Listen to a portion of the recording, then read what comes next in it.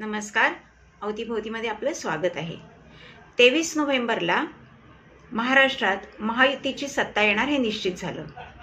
असं असलं तरी सुद्धा मुख्यमंत्री कोण होणार हे ठरत नव्हतं. त्याच्यासाठी अनेक चर्चा होत होत्या, काही नाट्यमय प्रसंगही घडले आणि शेवटी भाजपाचे देवेंद्र फडणवीस यांनी मुख्यमंत्री पदाची शपथ 5 डिसेंबरला मुंबईमध्ये घेतली आणि त्यापाठोपाठ एकनाथ शिंदे आणि अजित पवार यांनी उपमुख्यमंत्री पदाची शपथ घेतली. त्याच्यानंतरही बरेच दिवस गेले आणि मंत्रिमंडळ विस्तार लांबणीवर पडत होता. कोणते मंत्री घ्यायचे, कोणाला कोणती खाती घ्यायची यावरच चर्चा होत होती. आणि त्यातच नागपूरमध्ये हिवाळी अधिवेशन सुरू होणार होतं. त्या हिवाळी अधिवेशनाच्या आधी 12 डिसेंबरला मंत्रिमंडळाचा विस्तार झाला. सगळ्या मंत्र्यांनी शपथ घेतली, पण कोणाचंही खातेवाटप झालं नव्हतं.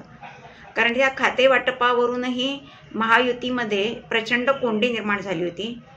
प्रत्येकाला वाटत होतं की महत्त्वाची खाती आहेत, म्हणजे ज्यातून पैसा मिळू शकेल अशी खाती आपल्याला पाहिजेत, किंवा ज्या खात्याद्वारे संपूर्ण राज्यावर आपलं नियंत्रण राहील किंवा मंत्रिमंडळावर आपलं नियंत्रण राहील अशी खाती आपल्याला मिळावी अशी प्रत्येकाची इच्छा होती. आणि त्याचमुळे त्यांच्यात एकमत होत नव्हतं. फायनली ते एकमत काल झालं आणि काल म्हणजे शनिवारी 21 डिसेंबरला मंत्र्यांचं खातेवाटप हिवाळी अधिवेशन संपताना संध्याकाळी जाहीर झालं. आता उद्या म्हणजे सोमवारपासून हे मंत्री आपापल्या खात्याचा कारभार हातात घेतील. आता हे मंत्रिमंडळाचं खातेवाटप आहे ते फडणवीस साहेबांनी खूप काळजीपूर्वक केलेलं दिसतंय आणि त्यामध्ये सर्व पक्षांना चांगल्या प्रकारे खाती मिळतील असा समतोल राखण्याचा प्रयत्न केलेला आहे. आता मुख्यमंत्र्यांना गृह खातं हे स्वतःकडे हवं होतं. हे पहिल्यापासूनच भाजपाने आणि देवेंद्र फडणवीसांनी ठरवलं होतं. साधारणतः अशी प्रथा आहे की ज्याचं सरकार असतं त्या पक्षाच्या मुख्यमंत्र्यांकडे गृह खातं राहतं. कारण गृह खातं हे अत्यंत महत्त्वाचं खातं आहे. त्यामध्ये आपल्या पक्षातल्या लोकांवर वचक ठेवता येतो, याचप्रमाणे घटक पक्षांचे जे मंत्री आहेत त्यांच्यावरही वचक ठेवता येतो. कारण गृह खात्याकडे सगळी गोपनीय माहिती उपलब्ध असते आणि त्यामुळेच गृह खातं हे महत्त्वाचं मानलं जातं.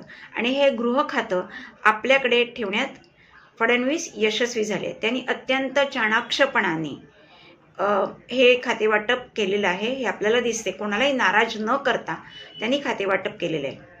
2 क्रमांकाचं खातं आहे अर्थ खातं. हे अर्थ खातं अजित पवारांना सुरुवातीपासून हवं होतं. शिंदे सरकारमध्येही त्यांना अर्थ खातं होतं आणि आताही त्यांना अर्थ खातं मिळालं आहे. आणि शिंदे सरकारने म्हणजे एकनाथ शिंदे यांनी कधीही आता या महायुतीच्या मंत्रिमंडळामध्ये अर्थ खात्याची मागणी केली नव्हती. गृह खात्याची केली होती पण अर्थ खात्याची केली नव्हती.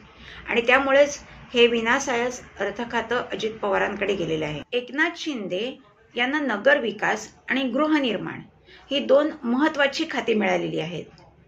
आता या खात्यांमध्ये सुद्धा त्यांना काम करायला खूप वाव आहे. आपल्याला माहिती आहे की गृहनिर्माणमध्ये जे प्रॉपर्टीज डेव्हलप होतात किंवा सरकारी योजनेमार्फत जिथे घरं बांधली जातात ती सगळी कामं एकनाथ शिंदे यांच्याकडे येणार आहेत. आणि आपल्याला माहिती आहे आता शहरांमध्ये किंवा मोठ्या मोठ्या गावांमध्ये सुद्धा महाराष्ट्रातल्या गृहनिर्माण मोठ्या प्रमाणात होत आहे. आणि त्यामुळे तिथे काही धोरणं शिथिल करणं किंवा बिल्डरना काही सवलती देणं किंवा जे सदनिकाधारक आहेत जे घेणारे आहेत त्यांच्यासाठी काही सवलती देणं, पण ॲट द सेम टाईम सरकारी खात्यातही महसूल जमा होईल याची दक्षता घेणं हे अत्यंत चॅलेंजिंग काम आहे जे शिंदे यांना मिळालेलं आहे. आणि आता बाकीच्या खात्यांचं आपण विभाजन कसं झालंय ते बघूया. भाजपाकडे कुठची खाती आहे त्याचा आपण विचार करूया. देवेंद्र फडणवीस यांच्याकडे गृह, ऊर्जा, न्याय व विधी, माहिती आणि जनसंपर्क ही खाती आहेत. चंद्रशेखर बावनकुळे यांच्याकडे महसूल खातं आहे. राधाकृष्ण विखे पाटील यांच्याकडे जलसंपदा, त्यातलं गोदावरी आणि कृष्णा खोरे विकास हे खातं आहे. चंद्रकांत पाटील यांच्याकडे उच्च आणि तंत्र शिक्षण आणि संसदीय कार्यमंत्री ही खाती आहेत. गिरीश महाजन यांच्याकडे जलसंपदा, त्यातही विदर्भ, तापी आणि कोकण हा विभाग त्यांना देण्यात आला आहे. गणेश नाईक यांच्याकडे वन खातं आहे. मंगलप्रभात लोढा यांच्याकडे कौशल्य विकास, रोजगार, उद्योग आणि संशोधन ही खाती देण्यात आली आहेत. जयकुमार रावळ यांना विपणन आणि राजशिष्टाचार ही खाती देण्यात आली आहेत. पंकजा मुंडे यांना पर्यावरण आणि पशुसंवर्धन हे खातं देण्यात आलं आहे. अतुल सावे यांना ओबीसी कल्याण आणि दुग्ध विकास तसंच अपारंपरिक ऊर्जा ही खाती देण्यात आली आहेत. अशोक उईके यांना आदिवासी विकास हे खातं देण्यात आलं आहे. आशिष शेलार यांना माहिती आणि तंत्रज्ञान आणि सांस्कृतिक कार्य ही खाती देण्यात आली आहेत. शिवेंद्र राजे भोसले यांना सार्वजनिक बांधकाम खातं आहे. जयकुमार गोरे यांना ग्रामविकास आणि पंचायत राज देण्यात आला आहे. संजय सावकारे यांना वस्त्रोद्योग, नितेश राणे यांना मत्स्यपालन आणि बंदरे, आकाश फुंडकर यांना कामगार, माधुरी मिसाळ या राज्यमंत्री आहेत, त्यांना नगरविकास, परिवहन, सामाजिक न्याय, वैद्यकीय शिक्षण, अल्पसंख्याक विकास आणि औकाफ ही खाती देण्यात आली आहेत. पंकज भोयर हे राज्यमंत्री आहेत, त्यांना गृह हा ग्रामीण विभागातला भाग देण्यात आला आहे. तर गृहनिर्माण, शालेय शिक्षण, सहकार्य आणि खनिकर्म ही खाती देण्यात आली आहेत. मेघना बोर्डीकर या देखील राज्यमंत्री आहेत, त्यांना सार्वजनिक आरोग्य, कुटुंब कल्याण, पाणी पुरवठा, ऊर्जा, महिला बालकल्याण, सार्वजनिक बांधकाम ही खाती देण्यात आली आहेत. आता शिवसेनेकडे कोणती खाती आहेत ते आपण बघूया. एकनाथ शिंदे उपमुख्यमंत्री यांच्याकडे नगरविकास आणि गृहनिर्माण हे खातं आहे. गुलाबराव पाटील पाणी पुरवठा आणि स्वच्छता, संजय राठोड जल आणि मृदा संवर्धन, उदय सामंत उद्योग आणि मराठी भाषा, शंभूराज देसाई यांच्याकडे पर्यटन, खाण आणि माजी सैनिक कल्याण ही खाती देण्यात आली आहेत. प्रताप सरनाईक यांना परिवहन खातं देण्यात आलं आहे.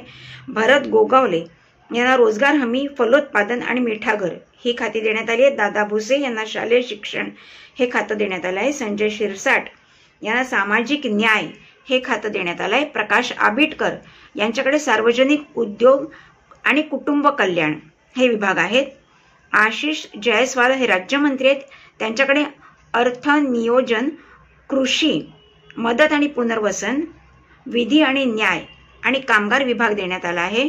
योगेश कदम हे देखील राज्यमंत्री आहेत, त्यांच्याकडे गृह हे शहरी विभागातलं देण्यात आलं आहे. तर महसूल, ग्रामविकास आणि पंचायत राज तसंच अन्न आणि नागरी पुरवठा, ग्राहक संरक्षण, अन्न आणि औषध प्रशासन, शहरी विभाग ही खाती देण्यात आली आहेत. आता राष्ट्रवादीकडे काय आहे ते आपण बघूया. तर उपमुख्यमंत्री अजित पवार यांच्याकडे अर्थ खातं आहे, तसंच राज्य उत्पादन हे खातं देण्यात आलं आहे. हसन मुश्रीफ यांच्याकडे वैद्यकीय शिक्षण हे खातं आहे. धनंजय मुंडे यांच्याकडे अन्न, नागरी पुरवठा आणि ग्राहक संरक्षण ही खाती देण्यात आली आहेत. दत्तात्रय भरणे यांना क्रीडा आणि युवक कल्याण देण्यात आलं आहे. तसंच अल्पसंख्याक विकास आणि औकाफ ही देखील खाती देण्यात आली आहेत. आदिती तटकरे यांच्याकडे महिला आणि बालक कल्याण हे खातं देण्यात आलं आहे. माणिकराव कोकाटे यांच्याकडे कृषी खातं देण्यात आलं आहे. नरहरी झिरवाळ यांच्याकडे अन्न आणि औषध प्रशासन देण्यात आलं आहे. मकरंद पाटील यांच्याकडे मदत आणि पुनर्वसन हे खातं आहे. बाबासाहेब पाटील यांच्याकडे सहकार खातं आहे. इंद्रनील नाईक हे राज्यमंत्री आहेत, त्यांच्याकडे उद्योग, सार्वजनिक बांधकाम, उच्च आणि तंत्र शिक्षण, आदिवासी विकास, पर्यटन, मृदा आणि जलसंधारण ही खाती देण्यात आली आहेत.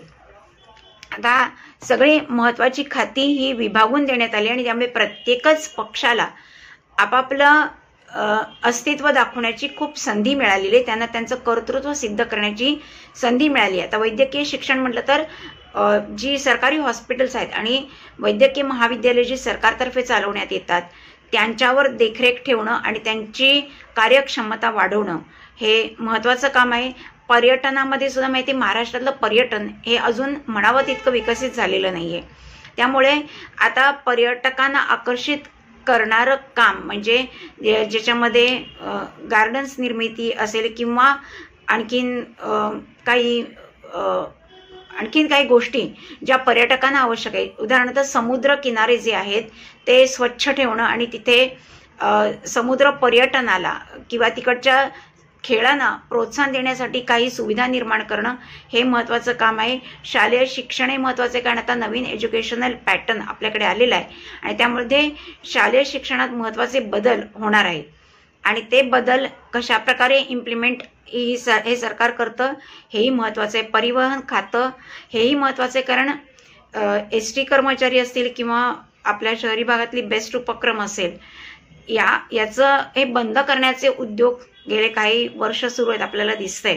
आता हे उद्योग तोट्यात चालतात असा दावा करतात, कारण त्यांची कार्यक्षमता नाही. त्यांच्या बसेस बेस्ट बसेस खूप चांगल्या आहेत, पण ज्या एसटी आहेत त्यांचा दर्जा सुधारणं आणि त्या वेळेवर येणं पोचवणं, त्याच्यामध्ये सोयीसुविधा उपलब्ध करून देणं, त्या नफ्यात आणणं हे महत्त्वाचं काम आहे. तेही सरकारला करायला लागणार आहे. मराठी भाषा संवर्धनाचं महत्त्वाचं काम करायचं आहे या सरकारला, कारण नरेंद्र मोदी पंतप्रधान यांनी मराठी भाषेला अभिजात भाषेचा दर्जा दिलेला आहे. त्यामुळे जास्तीत जास्त मराठी भाषेचा प्रचार आणि प्रसार करणं हे या खात्याचं महत्त्वाचं काम आहे. अशा प्रकारे मला वाटतं की प्रत्येकच मंत्र्याला आता 2.5 वर्षात आपली केपेबिलिटी सिद्ध करायची आणि प्रगती पुस्तक हे खूप चांगल्या प्रकारे तयार करायचे आणि हे जर 2.5 वर्षाच्या काळात त्यांनी यशस्वीपणे पार पाडलं तर पुढची 2.5 वर्षही त्यांचीच राहणार आहेत, यात काही वाद नाही. आणि त्यामुळे आपण या सरकारला निवडून दिले, त्यामुळे जनतेची जबाबदारी तेवढीच महत्त्वाची आहे. जर या मंत्र्यांकडनं अपेक्षित काम होत नसेल तर त्यांना वेळोवेळी ते दाखवून देणं, सरकारकडे त्याचा पाठपुरावा करणं किंवा प्रसिद्धी माध्यमात सोशल मीडियावरनं त्यांना याच्याबद्दल जागरूक करणं हे आपलं काम आहे आणि अतिशय चांगल्या पद्धतीने ही कामं करून घेणं आपल्या हातात आहे. त्यामुळे जनतेने सुद्धा आता खाते वाटप झालं म्हणून हातावर हात न धरता आपल्या सरकारकडनं आपली कामं करवून घेणं हेही महत्त्वाचं आहे आणि ते आपण जबाबदारी पार पाडली तरच हे सरकार यशस्वी होईल आणि राज्य प्रगतीपथावर जाईल आणि बहुजन हिताय बहुजन सुखाय हे जे आपलं ब्रीद आहे ते खऱ्या अर्थाने सार्थक होईल असं वाटतं. व्हिडिओ आवडला असेल तर लाईक करा, शेअर करा, सबस्क्राईब करा. पुन्हा भेटूया नवीन विषयासह. नमस्कार.